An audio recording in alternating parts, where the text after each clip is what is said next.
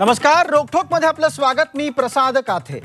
मुंबई महानगरीच्या दैनंदिन व्यवहारात महत्त्वाचा वाटा असणारी एक म्हणजे लोकल आणि दुसरी म्हणजे बेस्ट। पण ही बेस्ट संकटात सापडली आहे आणि त्यावर आलेलं संकट हे प्रशासकीय आहे की राजकीय असा प्रश्न आता निर्माण झालाय। राजकीय व्यवस्थेचा बळी की काय, बेस्ट याच संघटनेला आणि त्या पूर्ण व्यवस्थेला लागलेली कीड कशाची, हाही प्रश्न आहे। संघटना माघार घेते पण कामगार मात्र माघार घेत नाहीत, हे शिवसेनेच्या संघटनेचं वागणं कितपत समर्थनीय आहे? या आणि अशाच प्रश्नांचा वेध घेऊया आजच्या आपल्या रोकठोक कार्यक्रमात। संपाला शिवसेनेची फूस,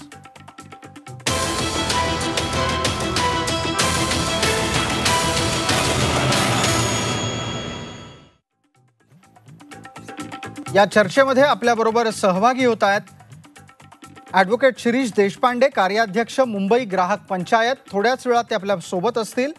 माझ्यासोबत स्टुडिओमध्ये आहेत विद्याधर दाते, संयोजक आमची मुंबई आमची बस, सुनील गणाचार्य, सदस्य बेस्ट समिती भारतीय जनता पार्टी, अनिल कोकिळ, माजी अध्यक्ष बेस्ट समिती आणि नगरसेवक यांची आपण वाट पाहतो आणि अपेक्षा आहे की शिवसेनेने या चर्चेमध्ये सहभागी व्हावं। आणि त्याचबरोबर आपल्या सोबत आहेत रमाकांत बने, बेस्ट वर्कर्स युनियन। आपल्या सगळ्यांचं या चर्चेमध्ये स्वागत। चर्चेची सुरुवात खरं तर अनिल कोकिळ यांच्यापासून होणं अपेक्षित होतं, पण शिवसेना चर्चेत सहभागी व्हायलाच टाळाटाळ करते का काय असा प्रश्न पडावा ही परिस्थिती आहे। आजच्या घडीला काही ताज्या बातम्यांमधून जी माहिती समोर आली ती अशी सांगते की शिवसेनेचं नेतृत्व अर्थात उद्धव ठाकरे या बैठकांमध्ये आणि संपामुळे निर्माण झालेल्या परिस्थितीमध्ये हस्तक्षेप करण्यासाठी दौऱ्यानंतरचा मुहूर्त काढणार आहेत। प्राप्त परिस्थितीत मुंबईकर ऑफिसला जाण्यासाठी बहुतेक ठिकाणी जिथे त्यांना पोहोचायचं आहे तिथपर्यंत जाण्यासाठी आणि ऑफिसला गेल्यानंतर पुन्हा घरी परतण्यासाठी ज्या आव्हानांचा सामना आजच्या बेस्ट संपामुळे करतायत त्याच्या वेदनांची कदाचित नेतृत्वाला, शिवसेनेच्या नेतृत्वाला अद्याप कल्पना आलेली नाही। प्राप्त परिस्थितीत आपण त्यांची चर्चेत सहभागी होण्यासाठी वाट पाहूया। आणि यानंतर माझा पहिला प्रश्न हा रमाकांत बने यांना आहे। बने साहेब, ज्या पद्धतीनं संपाच्या साठीची प्रक्रिया राबवली गेली आहे आणि आत्ताच्या घडीला संप ज्या स्थितीत पोहोचला आहे तो पाहता मुंबईकरांच्या वेदना तुम्हाला कळतायत का अद्याप तुम्ही तुमच्या मागण्यांवर ठाम राहायचं ठरवलंय?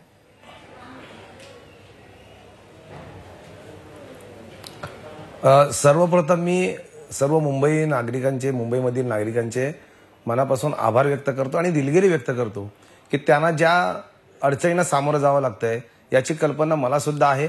पण हे सगळं करण्यामागे ज्या पक्षांनी याच्यामध्ये निर्णय घ्यायला पाहिजे होता त्या सेनेने याच्यामध्ये घेतलेला नाही आहे, त्यामुळं नाराईजनं त्यांना हा त्रास सहन करावा लागतो। मी परत त्यांच्याकडे दिलगिरी व्यक्त करतो। बेस्ट वर्कर्स युनियन ही बेस्ट उपक्रमातील मान्यताप्राप्त एकमेव संघटना आहे आणि आमच्यावर जी काही कायदेशीर बंधनं असतात त्या अनुषंगाने हे जे काही प्रश्न होते त्या प्रश्नाबाबत आम्ही प्रशासनाला कळवलं होतं 12 डिसेंबर 2018ला की कर्मचाऱ्यांचे अनेक प्रश्न आहेत, आम्ही तुम्हाला चार्टर ऑफ डिमांड सादर केलेला आहे।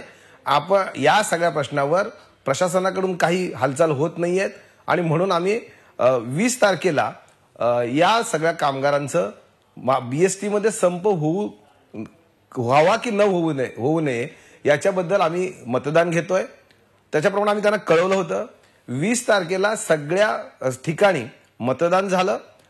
24 तारखेला आणि त्या मतदानामध्ये जवळजवळ 96% BSTच्या कर्मचाऱ्यांनी संपाच्या बाजूने कौल दिला होता। अगदी रमाकांत बने, आपण जे सांगताय त्या अनुषंगाने काही माहिती माझ्याजवळ आहे ती पण आपण या निमित्तानं प्रेक्षकांना देऊ। 15,161 मतं त्या जनमत चाचणीमध्ये नोंदवली गेली, त्यापैकी 14,461 जणांनी संपाला पाठिंबा दिला, 641 जणांनी संपाचा विरोध केला, तर 59 मतं ही अवैध ठरली। बने, आपण जी माहिती देताय रमाकांतजी ती निश्चितच तुमच्या लेखी महत्त्वाची आहे। पण आता प्रश्न या निमित्तानं मी पुढचा तुम्हाला विचारतो की शिवसेनेनं काय करायला हवं होतं आणि मुंबईचे रक्षणकर्ते म्हणवले जाणारे हे शिवसेनेचे नेते या संपूर्ण संपाबाबत आत्तापर्यंत कसे वागले तेही तुम्ही या कार्यक्रमानिमित्तानं एकदा प्रेक्षकांपर्यंत पोहोचू द्या. हो, ओके. गेल्या वर्षी 7 ऑगस्टला बरोबर संप झाला होता आणि तीच भूमिका होती की महापालिकेची जी म्हणजे बीएसटीची जी आर्थिक तूट आहे ती सगळं बघण्याचं महापालिकेचे कर्मचारी म्हणून महापालिका प्रशासनाची आहे. आणि त्या अनुषंगानं 7 ऑगस्टला संप झाला होता. आपण सगळेजण साक्षीदार आहात. माननीय उद्धव साहेबांनी त्याच्यामध्ये पुढाकार घेऊन तो संप मिटवला होता आणि आश्वासन दिलं होतं की आम्ही ही जी काय सी बजेट ए बजेटमध्ये मर्ज करण्याचा जो निर्णय आहे तो आम्ही इमिजिएट करू. मला सांगायला आनंद वाटेल की 14 ऑगस्ट 2018ला बेस समितीमध्ये ठराव मंजूर झाला की सी बजेट हे ए बजेटमध्ये मंजूर करायचं. 17 ऑगस्ट 2018ला मुंबई महानगरपालिकेने ठराव मंजूर केला आणि ए बजेटमध्ये सी बजेट मर्ज करायचा निर्णय झाला. पण तिथपासून आतापर्यंत तो जो राज्य सरकारकडे ठराव पाठवायला पाहिजे होता आणि त्याची प्रक्रिया करायला पाहिजे होती ती दुर्दैवानं झालेलं नाही आहे आणि त्याच्यामुळे हे सगळे प्रश्न उपस्थित झालेले आहेत. आपण या निमित्तानं पुढचा प्रश्न लगेचच सुनील गणाचार्य यांना विचारू. सुनील गणाचार्य, काय प्रक्रिया झाली आणि कुठे ती अडली याचा खुलासा रमाकांत बने यांनी केलाय. तुम्हाला वाटतं राज्य सरकारच्या कडून हवं ते न घडल्यानं आजची परिस्थिती निर्माण झाली आहे? सर्वप्रथम मुंबईच्या बेस्टची जबाबदारी ही मुंबई महापालिका आणि बेस्ट प्रशासन यांची आहे.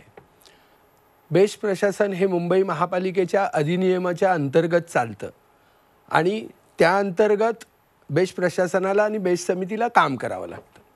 कामगारांचे प्रश्न सोडवण्यासाठी त्या ठिकाणी त्यांची युनियन आहे, मान्यताप्राप्त युनियन आहे.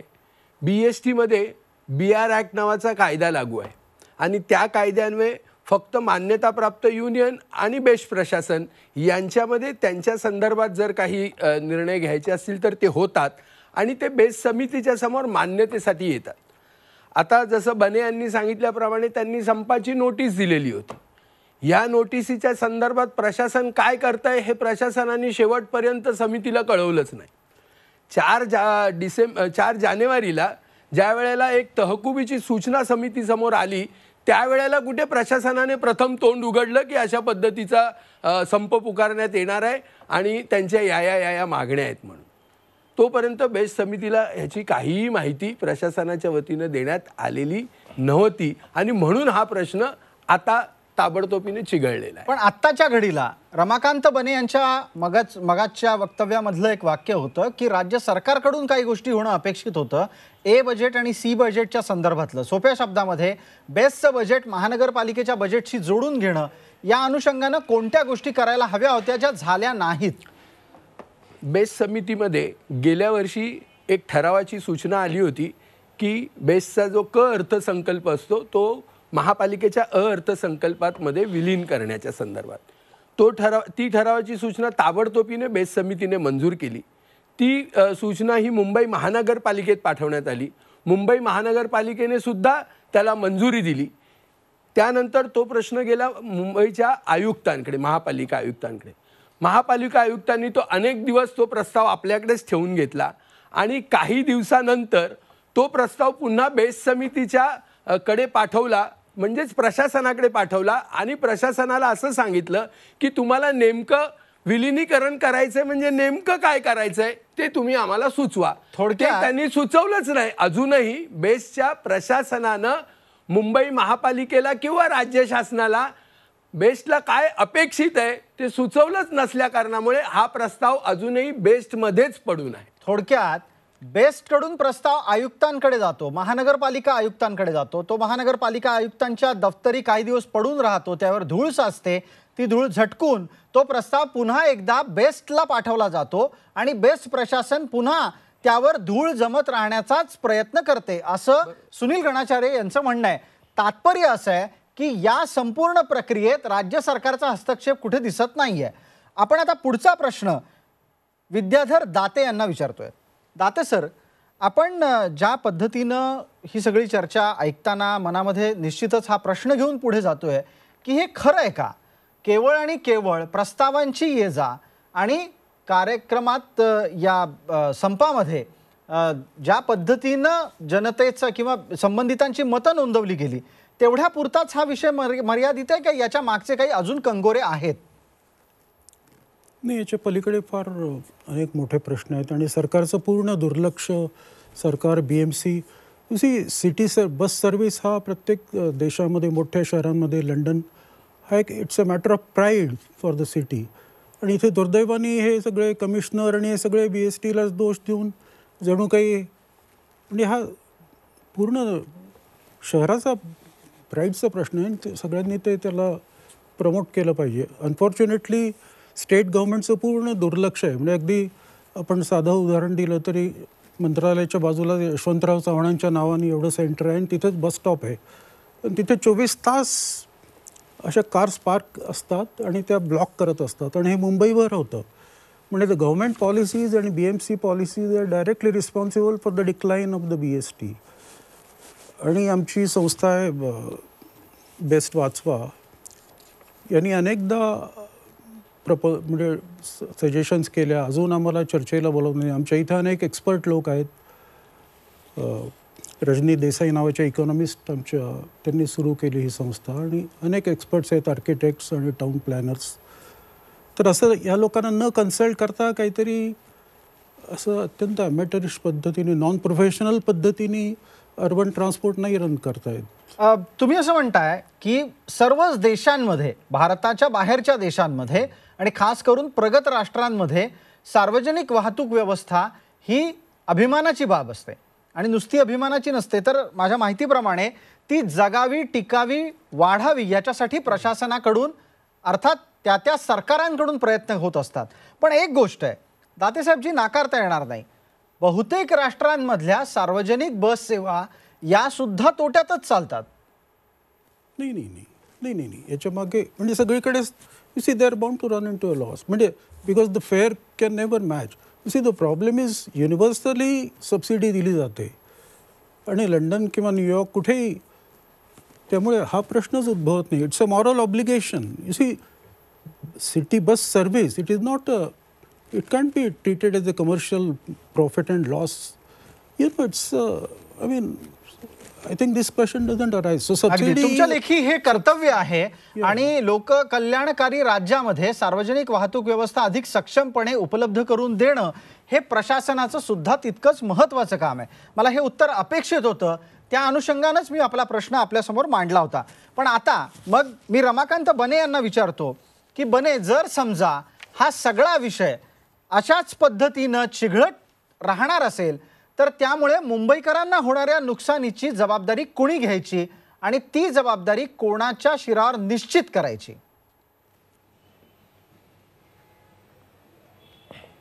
एक तर हा कुठेही प्रश्न सामोपचाराने सुटावा यासाठी आम्ही गेले 2 दिवस सातत्यानं प्रयत्न करतोय. परंतु जर जबाबदारी घेण्याचा जर प्रश्न आला तर मुंबई महानगरपालिका आणि BST याच्यामध्ये सत्तेमध्ये असणारे शिवसेनेची ही संपूर्ण जबाबदारी आहे आणि त्यांनी ही जबाबदारी स्वीकारली पाहिजे असं माझं ठाम मत आहे.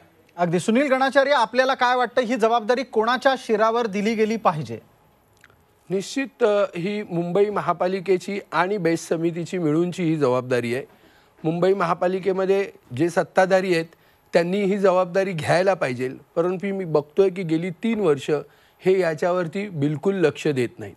वारंवार बेस्ट समितीचा तुटीचा अर्थसंकल्प महापालिकेकडे अनुदानासाठी पाठवला असताना गेली 3 वर्ष तो सातत्याने परत पाठवला गेलेला आहे स्टँडिंग कमिटीच्या मार्फत. स्टँडिंग कमिटीने खरं म्हणजे त्यांच्या विविध कलमांचा आधार घेऊन बेस्टला मदत करणं, फायनान्शियल मदत करणं गरजेचं होतं. आपण बघतात ही परिस्थिती का आली त्याचं मी एक थोडक्यात सांगतो. याच्यापूर्वी BSTच्या विद्युत पुरवठा विभागाचं जे अधिक्य आम्हाला प्राप्त होत होतं ते संपूर्णपणे आम्ही परिवहन विभागाची तूट भरून काढण्यासाठी वापरत होतो. परंतु 2003चा विद्युत कायदा आला आणि त्यानंतर त्यातलं जे प्रॉफिट आहे त्याच्यातले जे अधिक्य आहे ते इकडे क्रॉस सबसिडाईज करण्याचं बंद करण्यात आलं आणि त्यामुळे बेस्टची जो परिवहन विभाग आहे, वाहतूक विभाग आहे, हा तुटीत जायला लागला. ही अलाराम हा ज्यावेळेला घंटा धोक्याची वाजायला लागल्यावरच आम्ही मुंबई महापालिकेच्या लक्षात आणून दिलं होतं की ही रक्कमाची तरतूद आता तुम्हाला करावी लागेल, परंतु दुर्दैवानं सत्ताधारी शिवसेना पक्षाने महापालिकेमध्ये अशा पद्धतीचे ठराव मांडले नाहीत, मंजूर करून घेतले नाहीत आणि BSTकडे संपूर्ण दुर्लक्ष करायला सुरुवात केलं आणि आज BST 2000 कोटी रुपयाच्या कर्जाच्या विळख्यामध्ये, 2200 कोटी रुपयाच्या संचित तुटीच्या विळख्यामध्ये, 350 कोटी रुपये आमच्या माजी कर्मचाऱ्यांची देणी देण्याच्या ह्याच्यामध्ये आणि सुमारे 2500 कोटीचा जो TDLR वसूल करण्यामध्ये आला आमच्या विद्युत ग्राहकांकडून, त्याची आज लटकती तलवार सुप्रीम कोर्टाच्या माध्यमातून जी आहे त्याच्यामध्ये अडकली आहे आणि मुंबई महापालिकेचे आयुक्त पूर्णपणे आपलं हात झटकतायत. प्रशासनाच्या मागण्या बाबतीत तर निश्चितच प्रश्न उपस्थित होतीलच, पण एकदा एकत्रित आकडा सांगा की आत्ताच्या घडीला बेस्टची तूट केवढी आहे? मी मगाशी सांगितल्याप्रमाणे बेस्टची संचित तूट 2,2500 कोटी रुपयाची आहे. बेस्टवरती 2000 कोटी रुपयाचं कर्ज आहे आणि बेस्टला सुमारे आपल्याला जर ते 2500 कोटीची हे धरलं तर सुमारे 3,500-4,000 कोटी रुपये मार्केटमध्ये देणं आहेत. 350 कोटी रुपये कर्मचाऱ्यांचे आहेत, 2500 कोटी ते आहेत, त्याबरोबर 500 कोटी रुपये राज्य शासनाचे सुद्धा देणं आज BSTला आहे. मगाशी आपण म्हटलं की राज्य शासन याच्यात उदासीन आहे, तशातला भाग नाही. केंद्र शासनाने त्यांच्या जवाहरलाल नेहरू योजनेच्या अंतर्गामध्ये अनेक बसेस BSTला दिलेल्या आहेत. 50% सबसिडाईज त्याच्यामध्ये केलेलं आहे. सध्याच्या शासनानं BSTला 50 तेजस्विनी बसेस ज्या फक्त महिलांकरता चालवण्यासाठी मंजूर करून दिलेले आहेत, त्याचे पैसे सुद्धा बेस्टला दिलेले आहेत. 25 बसेस MMRDAच्या वतीनं मुंबईच्या धारावी डेपोमधून सध्या बांद्रा कुर्ला कॉम्प्लेक्समध्ये चालवण्याकरता फ्री दिलेले आहेत आणि त्याच्यामध्ये जो काही व्हायबिलिटी गॅप राहील तो सुद्धा आम्ही भरून देऊ अशी सुद्धा त्यांना हे ॲग्रीमेंट करून दिलेलं आहे. याचा अर्थ राज्य शासनाने आपली मदत करण्याचं हे दिलं आहे आणि जोपर्यंत हा विलिनीकरणाचा प्रस्ताव राज्य शासनाकडे जर आलाच नाही तर त्याच्यामध्ये ते स्वतःहून काय करणार आहेत? काय अपेक्षा सत्ताधारी पक्षाला आहे की राज्य शासनाने स्वतः त्याच्यात उडी घ्यावी? अगदी हे मला कळत नाही. तुम्ही बोलत असताना खरं तर आपण मगासपासून एका गोष्टीची अपेक्षा करतोय की शिवसेनेने या चर्चेमध्ये सहभागी व्हावं. दुर्दैवानं त्यांच्याकडून जे अपेक्षित प्रतिनिधी या चर्चेमध्ये येणार होते त्यांनी अद्याप कोणत्याही प्रकारे सकारात्मक प्रतिसाद दिलेला नाही. अनिल कोकीळ यांना वारंवार संपर्क करून सुद्धा या चर्चेतून शिवसेना पळ काढते. हे शिवसेनेचं मुखपत्र आहे सामना आणि या सामनाच्या पहिल्या पानावर ज्या पद्धतीनं प्रेक्षकांना त्रास होतोय, ज्या पद्धतीनं मुंबईकरांचा छळ या संपामुळे होतोय त्याच्या स्पष्टपणे बातम्या दिलेल्या आहेत.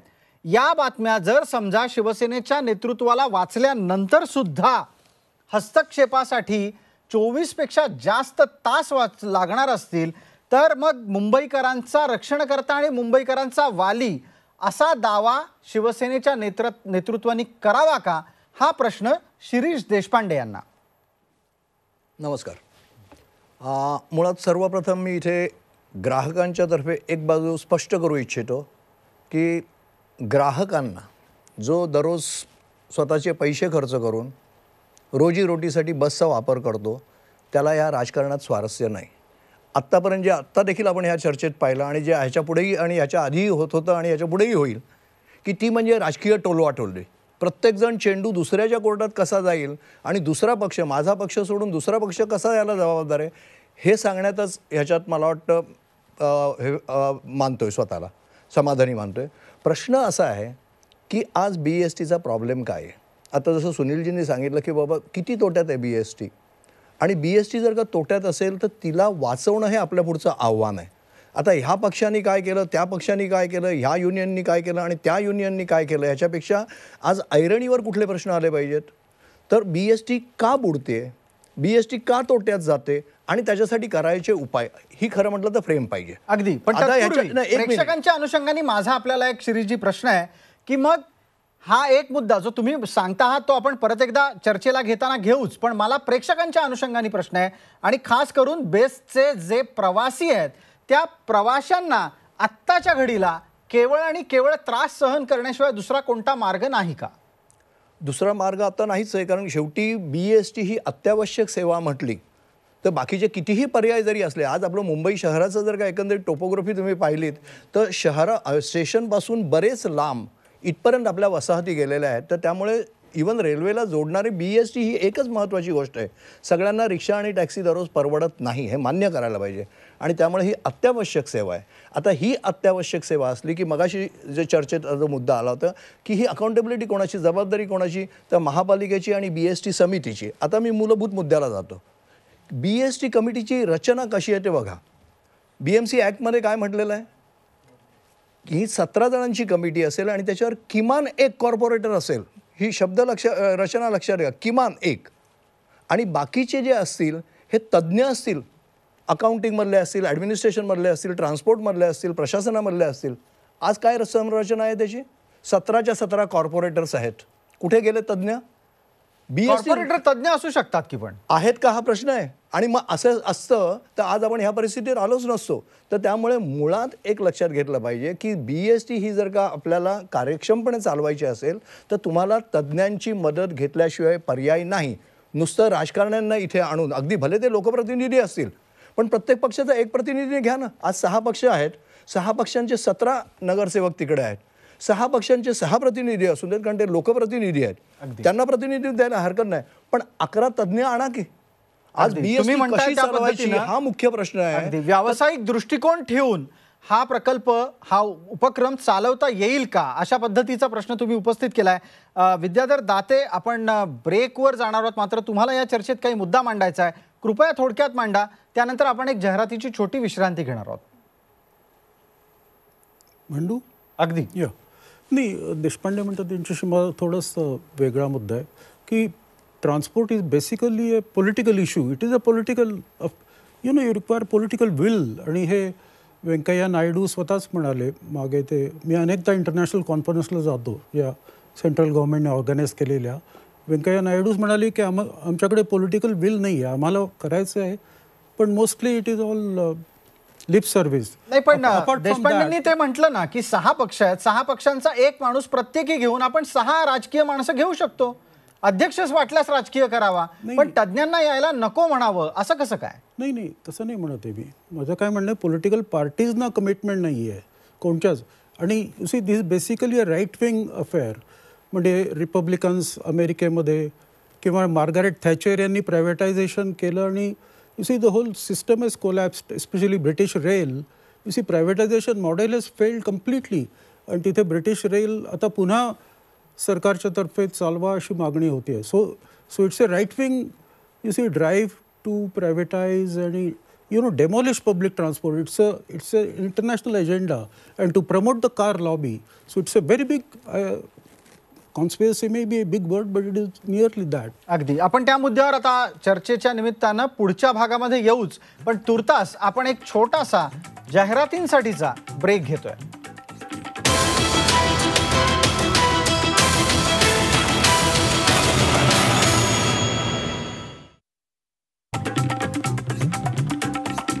नमस्कार, रोकठोकमध्ये आपलं स्वागत. दुसऱ्या भागाच्या चर्चेची आपण सुरुवात करतोय. विषय आजचा आहे बेस्ट संपाबाबतचा. अर्थातच या बेस्ट संपामध्ये शिवसेनेची भूमिका काय आणि शिवसेनेची या संपाला फूस आहे का, या प्रश्नांची उत्तरं द्यायला अनिल कोकीळ यांना वारंवार संपर्क केला गेला. त्यांनी कोणत्याही प्रकारे प्रतिसाद दिला नाही. तर आशिष चेंबूरकर यांनी मात्र बैठकीत आहे असं कारण देत या चर्चेत सहभागी होणं टाळलंय असंच म्हणावं लागेल. आत्ताच्या घडीला आपण आपल्या सोबत असलेल्या मान्यवरांच्या सोबत ही चर्चा पुढे नेतोय आणि बेस्टच्या बाबत चर्चा का करणं गरजेचं आहे हेही या निमित्तानं सुस्पष्ट करायला लागेल. पहिली महत्त्वाची गोष्ट म्हणजे मुंबई महानगरपालिकेचं आर्थिक बजेट, अर्थसंकल्प हा थोडका नाही. 27,298 कोटी रुपये उलाढाल असलेला हा अर्थसंकल्प आहे. त्यापैकी बेस्टचे जे कर्मचारी काम करतात त्यांची संख्या 35,000पेक्षा अधिक आहे. 3,337 पेक्षा जास्त बसेस रस्त्यांवर धावत आहेत आणि मुंबईतल्या सुमारे 25 लाखापेक्षा जास्त प्रवाशांशी हा प्रश्न निगडीत आहे. तेव्हा मुंबई जी देशाची आर्थिक राजधानी आहे, तिथे इतक्या लाखो माणसांना जर एका संपामुळे त्रास सहन करावा लागत असेल तर त्याबाबत संबंधितांना जाब विचारणं ही आमची जबाबदारी आहे. आधीच्या चर्चेत या बेस्ट संपासाठी जबाबदार कोण या संदर्भातली चर्चा झाली, पण आता आपल्याला कारणांपलीकडे जाऊन उत्तरं शोधायची आहेत आणि म्हणून या भागात आपण चर्चा करणार आहोत की नक्की बेस्ट फायद्यात का नाही आणि बेस्ट फायद्यात आणण्यासाठी काय करावं लागेल.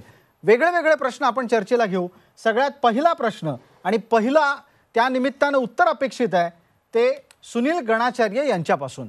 सुनीलजी, कृपया स्पष्ट, नेमकं, थेट सांगा, बेस्ट फायद्यात का असू शकत नाही? सर्वात पहिलं, बेस्ट ही फायद्यासाठीची हे आहे असं कोणी समजू नये. बेस्ट ही सेवा देण्याची व्यवस्था आहे. मुंबईमधल्या नागरिकांना त्यांच्या इच्छित स्थळी पोहोचवण्यासाठीचं हे एक साधन आहे. आता यासाठी आम्हाला जो ताफा ठेवावा लागतो, विविध ठिकाणी ठेवावा लागतो आणि आम्हाला विविध कायद्याअंतर्गत बंधनं BSTच्या प्रशासनावरती आहेत. उदाहरणार्थ इथे BR ॲक्ट लागू आहे, फॅक्टरी ॲक्ट लागू आहे, BMC ॲक्ट लागू आहे आणि इतर कामगारांचे अनेक कायदे लागू आहेत आणि त्याच्यामुळे BSTचा जो खर्च आहे हा खर्च थोडासा वाढीव आहे. आमची 27-28 डेपोमध्ये पूर्ण 24 तास हे काम चालू असतं. BSTचे बस कधीही बंद नसते. सकाळी 3:30-4 वाजल्यापासून सुरू होते ते रात्री 1:30 वाजेपर्यंत चालू असते. त्यामुळे त्यासाठी लागणारा कर्मचारी वर्ग तिन्ही शिफ्टमध्ये ठेवणं ही एक आमची जबाबदारी असते. BSTची बस मेंटेनन्ससाठी फक्त रात्रीचे 4 तास हे कर्मचाऱ्यांना मिळतात. त्याच्यात ती उत्कृष्ट ठेवून पुन्हा सकाळी 5 वाजल्यापासून ती रस्त्यावरती धावणं ही एक खरं म्हणजे कसरत आहे. थोडक्यात तुम्ही जे सांगताय त्याला जो इंग्लिश शब्द आहे ऑपरेशनल कॉस्ट, चाक फिरतं ठेवण्याच्यासाठी जी काही मेहनत घ्यावी लागते त्याचा खर्च हा तितक्याच मोठ्या प्रमाणामध्ये येत असतो असं तुमचं म्हणणं आहे. पण शिरीष देशपांडे, तुम्हाला वैयक्तिकरित्या असं वाटतं का की केवळ आणि केवळ व्यवस्थापन करण्यातल्या गल्लतींमुळेच बेस्ट तोट्यात गेली आहे? मला वैयक्तिकरित्या नेहमी हा प्रश्न पडत असतो की बेस्टच्या डबघाईला येण्यामागे आर्थिक नियोजन नसणं हे सुद्धा एक कारण आहे. BSTची आजची परिस्थिती जर का आपण पाहिली तर त्याला बरीच कारणं कारणीभूत आहेत. एक म्हणजे BST ही नॉन प्रॉफिटेबल झालेली आहे. प्रॉफिट हा मोटिव्ह नाही हे सुनीलजींनी सांगितलं ते बरोबर आहे. It is a social obligation आणि for that they have to perform. पण त्याचा अर्थ असाही नाही की डबघाईत जाणं, कारण डबघाईत गेला तर तुम्ही वाचणारच नाहीत. मुळात तुम्हाला ते सस्टेन करावं लागेल. आणि प्रश्न असा येतो की का हे होतं आहे की एकतर BSTला जे पर्याय उपलब्ध होत गेले आणि स्पर्धा निर्माण होत गेली त्या स्पर्धेला BST व्यवस्थितपणे आणि इफेक्टिव्हली तोंड देऊ शकली नाही. तुम्ही या निमित्तानं हेही सांगा की अशा प्रकारची आव्हानं इतर कोणत्या देशात सार्वजनिक वाहतूक व्यवस्थेसमोर आली आणि तिथे त्यांना काय पर्यायी उत्तरं देण्यात आली? मुळात मी कुठल्याही देशाचं उदाहरण देणार नाही, पण मी एक थेरॉटिकली असं सांगू शकेन की कुठलीही कंपनी शेवटी तुम्हाला BST ही ट्रान्सपोर्ट कंपनी आहे म्हणून चालवावी लागेल हे लक्षात घ्या. कारण तिथे कामगार आहेत. सुनीलजींनी जसं सांगितलं तसे त्यांना तुम्ही 4-5 नाही 10 कायद्यांचं कंप्लायन्स करावं लागतं. हे प्रत्येक कंपनीला करावं लागतं. अशा वेळेला ती कंपनी व्यावसायिक तत्वावर चालणं हे अत्यंत आवश्यक असतं आणि आर्थिक नियोजन हे त्यातलं महत्त्वाचं अंग असतं. आता अशा वेळेला ट्रेड युनियन्सचाही भाग आहे की कर्मचाऱ्यांनी किती आपण आपल्याकडे पगार मागावेत आणि आज इतक्या डबघाईला आलेलं असताना देखील आम्हाला बोनस हवायच आणि म्हणून परत संपावर जाणं हे कितपत योग्य आहे हाही प्रश्न आहे. तर अशा पद्धतीने जे वेगवेगळे प्रश्न आहेत. त्याचबरोबर ट्रान्सपोर्ट सिस्टीम आज BST आज एकंदरीत रस्त्यावर वाढलेला ट्रॅफिक पाहिला तर त्यामुळे बाकीचे पर्याय जे आहेत त्याच्यात पॅसेंजर शिफ्ट होत गेलेला आहे. जो नाईलाजाने आहे तो तिकडे आहे. तर त्यामुळे ह्याला तुम्ही फास्ट ट्रॅक काय करणार का BSTचे ट्रान्सपोर्टची सेवा, असे वेगवेगळे मल्टीप्रॉंग अप्रोच ह्याला पाहिजे. आणि जसं प्रायव्हेट कंपन्यांमध्ये असतं की प्रायव्हेट कंपनी एखादी डबघाईला आली की त्याला टर्न अराऊंड करण्यासाठी एखादा बाहेरचा कोणतरी एक्सपर्ट आणतात, एखादा नवीन MD आणतात, चीफ एक्झिक्युटिव्ह ऑफिसर आणतात. मला वाटतं अशा पद्धतीने 2 गोष्टी आपल्याला करता येतील. एक, BSTची जी समिती जी आहे मगाशी जी मी म्हटलं ते त्याची पुनर्रचना होणं आवश्यक आहे. अगदी तो तुम्ही 6 नगरसेवक मांडलेला पण आहे. पण तज्ज्ञांचा तुम्ही सल्ला घ्या. त्याच्यात तुमचे अकाउंटिंग तज्ज्ञ असतील, ट्रान्सपोर्ट एक्सपर्ट असतील आणि how to turn around BST. आणि याच्यात युनियन्सनाही विश्वासात घेतलं पाहिजे, कामगारांना विश्वासात घेतलं पाहिजे. आणि त्याचबरोबर सरकारने खूप प्रोॲक्टिव्ह रोल म्हणजे महापालिकाच नाही तर सरकारने देखील प्रोॲक्टिव्ह रोल घेऊन BSTला वाचवणं आणि BST एक पूर्वीची जी त्याची शान होती तितकी ते हे करून तिला कार्यक्षम करणं ही आपल्या सगळ्यांची जबाबदारी आहे. तुम्ही असं मी मगाशी निश्चित 2 मुद्दे प्रामुख्यानं मांडलेत. त्यातला एक मुद्दा पगाराच्या संदर्भातला होता आणि दुसरा मुद्दा होता युनियनच्या सजग असण्याचा. आपल्यासोबत बेस्ट वर्कर युनियनचे नेते आहेत रमाकांत बने. तेव्हा बने साहेब, एका गोष्टीचा खुलासा आता तुमच्याकडून हवाय. जेव्हा जेव्हा संप होतो तेव्हा तेव्हा त्या संपाचा त्रास ज्यांना होतो ती माणसं पटकन एक प्रतिक्रिया देतात की एवढा पगार कशाला आणि इतका पगार दरवेळेला मागत वाढीत स्वरूपातला का मागायचा, म्हणजे पगारवाढ का मागायची, याची काय उत्तर आहेत? कारण आज जे प्रेक्षक तुम्हाला ऐकतायत ते तुमच्या बाबतची सहानुभूती गमावून बसतील जर वारंवार अशा प्रकारचा त्रास, छळ संपामुळे ते सहन करत राहिले तर.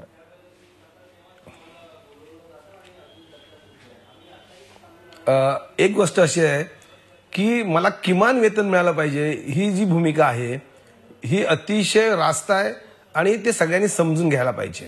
कारण बीएसटीचा कर्मचारी असेल किंवा महानगरामध्ये राहणारा कुठलाही कर्मचारी असेल त्याला किमान वेतन मिळालं पाहिजे, ही एक भूमिका आहे. आणि जर बेस्ट वर्कर्स किंवा बेस्ट कर्मचाऱ्यांबद्दल जर सांगायचं झालं, ज्या कर्मचाऱ्यांच्या प्रश्नाला घेऊन आपण 2 भाग केलेत की जे 12 ते 13 हजार ज्युनियर ग्रेडचे जे कर्मचारी आहेत साहेब, त्यांना सांगायला दुर्दैव वाटतं की त्यांना किमान वेतन सुद्धा मिळत नाही.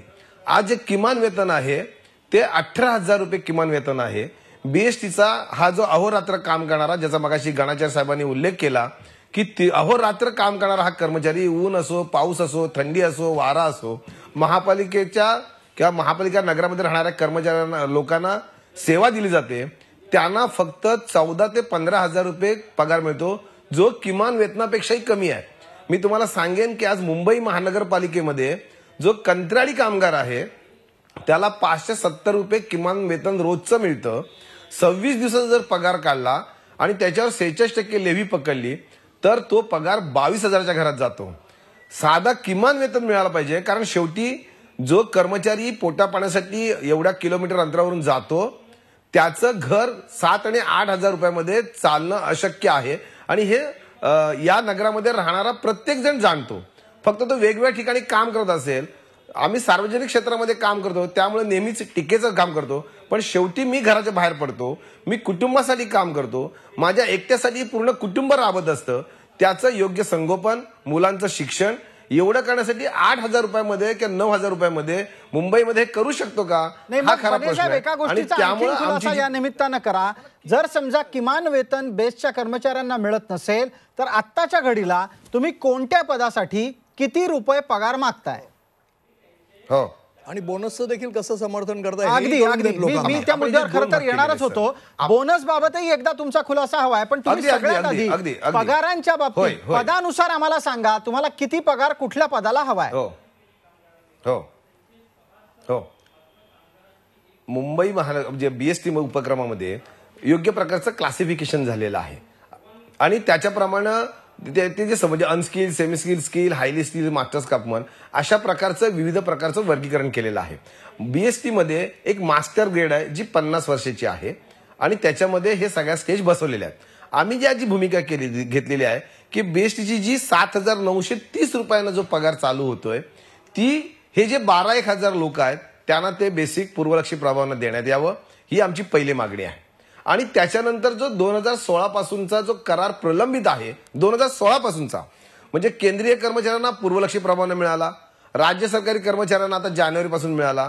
आज 19 मध्ये आम्ही आहे, जानेवारी 19 मध्ये 3 वर्ष आम्ही 2 वर्ष होऊन गेली, 3रं वर्ष पूर्ण झालंय. या कालावधीमध्ये जो काय महागाई वाढलेली आहे, ज्या पद्धतीनं सगळ्या गोष्टी वाढलेल्या आहेत, ते जो वेतनाचा जो भाग आहे तो आम्हाला मिळाला पाहिजे.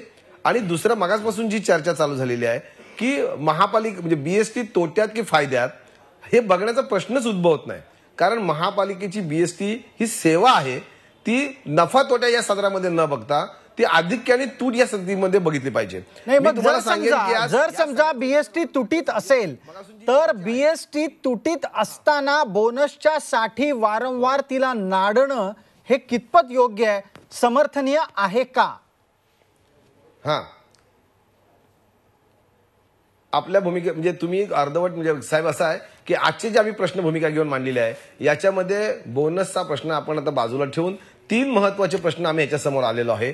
एक की जे ज्युनियर ग्रेडचे कर्मचारी आहेत त्यांना 7,930 हा किमान जो त्यांचा स्टार्टिंग ऑफ द बेसिक आहे तिथं पूर्वलक्षी प्रभावानं त्यांचं नियोजन करावं. दुसरा जो भाग आहे की मगासून जी चर्चा आहे की बीएसटीतलं जे सी बजेट आहे जे नेहमी कायम तुटीमध्ये असू शकतं ते त्याचा जो सी ए बजेट आहे त्याच्यामध्ये विलीनीकरण व्हावं जेणेकरून हा प्रश्न कायमचा सुटू शकतो. आणि तिसरा जो मुद्दा आहे की जो वेतनाचा जो चार्ट ऑफ डिमांड आम्ही 2016ला सादर केलेला आहे 18 पर्यंत त्याच्यावर चर्चा होत नाही. आता 19 वर्ष चालू झाले, 3रं वर्ष चालू झालेलं आहे, तर त्याच्यावर विनाविलंब चर्चा चालू कराव्यात आणि त्यापोटी काहीतरी पैसे आम्हाला द्यावेत जी काय महागाईला तोंड देण्याच्या अनुषंगानं इंटरिम वाढ द्यावी. तुमचा मुद्दा लक्षात आलाय, भूमिका घेऊन आम्ही चाललेलो आहोत. अगदी मुद्दा तुमचा लक्षात आलाय. विद्याधर दाते आपल्या बरोबर आहेत.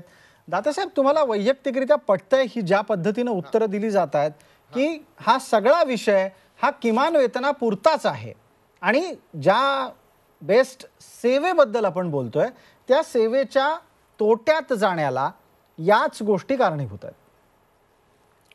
नाही, त्याच्यामागे मोठी कारणं आहेत. I mean we have to go beyond this pay and all that. See, एक कारण म्हणजे BSTचं स्पीड कमी होतोय आणि त्याचं मुख्य कारण आहे ऑटोमोबाईलचा नंबर वाढतोय आणि unless that is check nowhere in the world can public transport survive and prosper unless the number of cars is check.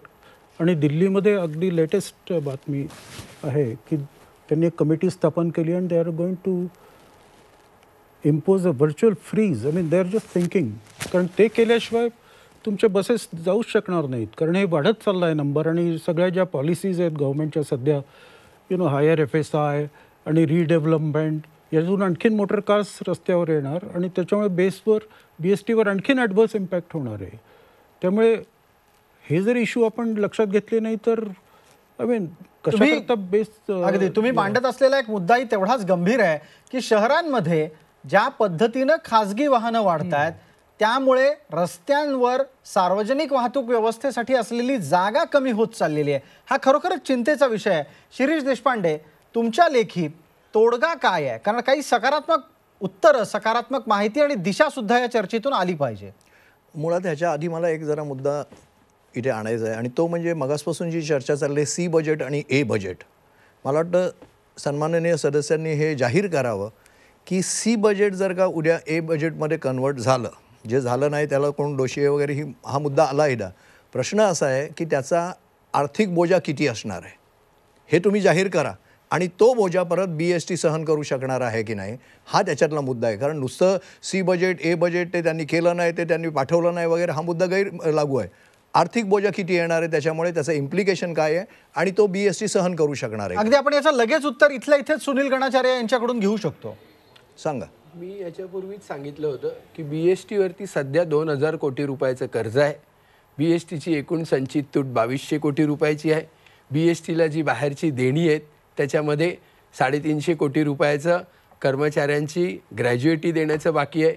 सुमारे 500 कोटी रुपयाचा कर राज्य सरकारला भरण्याचं बाकी आहे. अशा पद्धतीची एवढी रक्कम आहे आणि एक साधारण गणित जर करायचं झालं तर 1,000 कोटी रुपयाचा TDLRची केस अजूनही पेंडिंग आहे. ती जर BSTच्या विरोधात गेली, BSTच्या विरोधात गेली तर तेही पैसे त्याच्यावरती येतील. त्यामुळे ही रक्कम नेमकी कोणी कशी भरावी याच्यावरती खरं म्हणजे बेस्ट प्रशासन, सत्ताधारी पक्ष आणि महापालिका आयुक्त यांच्यामध्ये चर्चा होऊन मग ह्याच्यावरती फॉर्म्युला निघू शकतो असं माझं मत. अगदी. देशपांडे साहेब, आपल्यापर्यंत माहिती पोहोचली असं वाटतंय मला. याच्यात मला पूर्ण कळलेलं नाही की सी मग बाकी ज्यांनी मगाशीच आकडेवारी सांगितली होती तीच सांगितलं. माझा स्पेसिफिक प्रश्न असा होता की बजेट जर का सी बजेट असतं त्यांचं BSTचं, ते जर का ए बजेटमध्ये कन्वर्ट केलं म्हणजे म्युन्सिपालिटीच्या मेन बजेटमध्ये, तर त्याचा आर्थिक इम्प्लिकेशन किती आहे, बोजा किती आहे आणि तो बोजा तुम्ही पेलवू शकाल का ह्याचं उत्तर मिळालं नाही. एनिवे बोजा पेलवायचा नाही, पास ऑन करताय तो BMCवर करताय. म्हणजे मूळ मुद्दा अर्थ आहे तिथे असं आहे की ज्या मातृसंस्थेकडे तुम्ही जाणार आहात ती तुमचा बोजा पेलण्यासाठी सक्षम आहे का? निश्चित सक्षम आहे. म्हणजे शेवटी सक्षम आहे की नाही त्याच्यापेक्षा ती त्यांची जबाबदारी आहे की नाही हे महत्वाचं आहे. कारण मुंबईच्या नागरिकांना सार्वजनिक बस सेवा पुरवणं हे त्यांचं काम आहे आणि ती गेली अनेक वर्ष ते करतायत. आणि मी मगाही सांगितल्याप्रमाणे आतापर्यंत त्याची गरज भासत नव्हती कारण की तिकडून वीज पुरवठ्यातून पैसे येत होते. आता जो डेफिसिट झालेला आहे तो डेफिसिट कसा, कारण की आम्हाला दरवर्षी त्या 2,000 कोटी रुपयावरती 250 कोटी रुपयाचं व्याज द्यावं लागतं. हा व्याजाचा बोजा नाहक आमच्या डोक्यावरती सारखा येतोय. त्याचबरोबर फक्त 125 कोटी रुपये आम्हाला तिथून मिळतात. देशपांडे साहेब, वीज पुरवठा निर्णायक विभागामध्ये. भूमिका अपेक्षित आहे आता तुमच्याकडून. तुम्हाला मगाशी मी प्रश्न विचारला होता की तोडगा काय काढता येईल, तोडगा आणि याच्यावर त्यानंतर पुढचा प्रश्न मग दाते साहेबांना असेल. तोडगा याच्यावर हाच काढता येईल की याचा एक सगळा ओव्हरऑल अभ्यास होणं आवश्यक आहे आणि तो तज्ज्ञांकडनं होणं आवश्यक आहे. राजकीय पक्षांनी याच्यात फक्त राजकीय धुळफेक करून काही होणार नाही किंवा दोषारोप करून होणार नाही. ऑब्जेक्टिव्हली तज्ज्ञांनी ह्याचं, मी मगाशी म्हटलं त्याप्रमाणे, कारणं काय आहेत पहिलं डायग्नोसिस करा, तरच तुम्हाला ट्रीटमेंट त्याचा योग्य देता येतील. तर त्यामुळे ह्याच्यावर वेगवेगळी जी कारणं आहेत की बाबा आज ऑपरेटिंग रेशो, शेवटी ट्रान्सपोर्ट कंपनी असल्यावर तुम्हाला ऑपरेटिंग रेशो जो आहे पॅसेंजर्सचा तो सगळ्यात महत्त्वाचा असतो. आज माझ्याकडनं गेलेले पॅसेंजर्स माझ्याकडे परत कसे येऊ शकतील हे बघणं सगळ्यात महत्त्वाचं आहे. त्याच्यासाठी मग तुमचे रोड कन्स्ट्रक्शन, मगाशी दातेसाहेब जे म्हणाले त्याप्रमाणे, तुम्ही प्रायव्हेट व्हेकल्सची एंट्री तर थांबवू शकत नाही आहेत आज, पण त्याच्यासाठी BSTसाठी वेगळ्या लेन्स करू शकता का? दिस इज द मेन चॅलेंज. पण दुर्दैवानं होतं काय मुंबईमध्ये की त्या तशा लेन केल्या जातात आणि थोड्या दिवसांनी त्याचं पालन करणं बंद होऊन जातं. ते हा कंप्लायन्सचा प्रश्न आहे. तर त्यामुळे हा कंप्लायन्समध्ये कोण कमी पडतं, ती जबाबदारी कोणाची आहे, ते त्याचं उत्तरदायित्व ठेवलं पाहिजे. तर त्यामुळे हा सगळाच व्यवस्थापनाचा प्रश्न आहे. How do you administer, how do you plan आणि हाऊ डू यू एक्झिक्यूट. आपण चर्चेच्या शेवटच्या टप्प्यात आलोय, त्यामुळे आता छोटी छोटी उत्तरं अपेक्षित आहेत आपल्या सगळ्यांना. मी आता या निमित्तानं दातेसाहेबांना चर्चेत सहभागी करून घेताना प्रश्न विचारतो.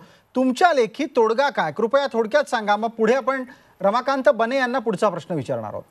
नाही, बस रायडरशिप वाढवणं हे काय म्हणजे लोकांना विचित्र वाटेल, परंतु डॉक्टर SK मोडक हे इकॉनॉमिस्ट आणि सिडनेम कॉलेजचे प्रिन्सिपॉल होते आणि is a very good transport economist. आता ते 90च्या जवळ आहेत. त्यांचं म्हणणं bus fare should be reduced आणि he is not a leftist, he is a very sensible, almost a BJP supporter. त्यांचं म्हणणं आहे की रिड्यूस करायला पाहिजे, so the bus ridership will go up. म्हणजे इट्स व्हेरी. नाही, पण मग हा जो तर्क असतो दातेसाहेब, त्याचाही या निमित्तानं खुलासा करा की जर प्रवासी संख्या वाढवण्यासाठी तिकीट कमी केलं, सेवेचा दर कमी केला, तर वाढीव प्रवासी येतील का? कारण आजच्या घडीला मुंबईत पैसा हा विषय आहे असं मला वाटत नाही, वेळ हा सगळ्यात मोठा विषय आहे. नाही, बरोबर आहे. नाही, शिवाय दुसरं रेव्हेन्यू रेस करण्याकरता पार्क कार्स वगैरे world over they are heavily taxed, parking on roads. आणि आता अल्टामाउंट रोड्सचे जे रेसिडेंट्स आहेत ते कार पार्किंग करतात, दे आर रिफ्युजिंग. म्हणजे that is the richest street in India, जिथे अंबानी राहतात आणि म्युनिसिपल कमिशनर बाजूला राहतात, तिथे फुटपाथ नाही. म्हणजे basic services BMC does not give. I mean, that is the way they approach commuters in general. Ramakant बने, आपल्याकडून तुमच्या लेखी असं उत्तर अपेक्षित आहे की BMC जर समजा खरोखरच किमान ना नफा ना तोटा या तत्वावर चालवायची असेल तर काय करता येईल? आगारांच्या रिकाम्या जागांचा विकास हा एक मुद्दा मध्यंतरी येऊन गेला. आगारांच्या ठिकाणी हेलिपॅडची एक संकल्पना येऊन गेली. गोष्टी ऐकायला खूप मिळतात, प्रत्यक्षात काही येताना दिसत नाही.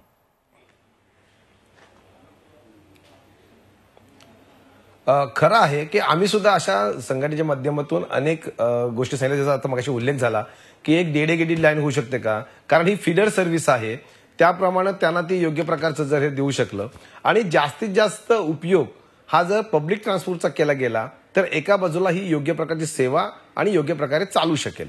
पण याच्यासाठी जी विचार, म्हणजे जसं मगाशी सांगितलं की खरं आहे, याच्यामध्ये ज्या लोकांनी तज्ज्ञ म्हणून हे सगळे भूमिका मांडायला पाहिजे आणि ती इम्प्लिमेंट करायला पाहिजे, त्याचा कुठेतरी अभाव, नियोजनाचा अभाव आणि ते करण्यामागचं जे सगळं आहे, कारण ज्यांना हे कळायला पाहिजे त्यांना याच्यामध्ये रस नाही आहे. तुम्ही जो लास्टला प्रश्न उपस्थित केलात त्याच्यामध्ये जास्त रस आहे की BSTची ही जी काही भरपूर प्रॉपर्टी आहे ती विकण्यासाठी, ते करण्यासाठी काय करायचं हा मोठा त्यांच्या मागचा प्रश्न आहे. खऱ्या अर्थानं ही आमच्या कर्मचाऱ्यांनी त्यांच्या स्वबळातून ही प्रॉपर्टी निर्माण केलेली आहे, ते विकण्यापेक्षा योग्य नियोजन केलं, कर्मचाऱ्यांना विश्वासात घेऊन किंवा वेगवेगळ्या तज्ज्ञांचं मत घेऊन आणि संघटनेचं मत घेऊन जर हे प्रकार केले तर ही जी BSTची सेवा आहे, जी जगामध्ये सगळ्या सर्वमान्य केलेली आहे, जिचा काही काळामध्ये मध्ये चुकीच्या पद्धतीने वापर केल्यामुळे प्रॉब्लेम झाला, पण ही एकमेव संस्था अशी आहे की ती पुन्हा उभारी घेऊ शकते.